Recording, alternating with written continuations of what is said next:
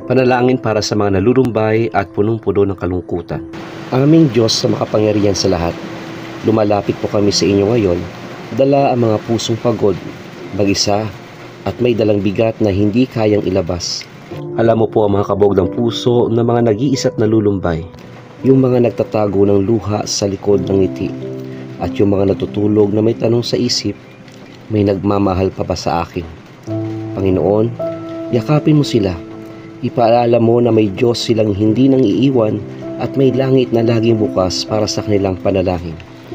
Bigyan mo po sila ng tunay na kaibigan, yung mga taong galing sa iyo na magdadala ng liwanag sa kanilang kadiliman. Gamitin mo rin po kami, Panginoon, para maging instrumento ng pagmamahal mo.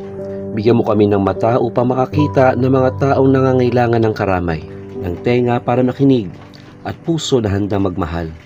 Sa gabay at panalangin ni Maria, aming ina, at sa panalangin ng aming patrona si Santa Cecilia, ipagkaloob mo po ang kapayapaan ng puso sa lahat ng mga nalulumbay sa mga oras na ito.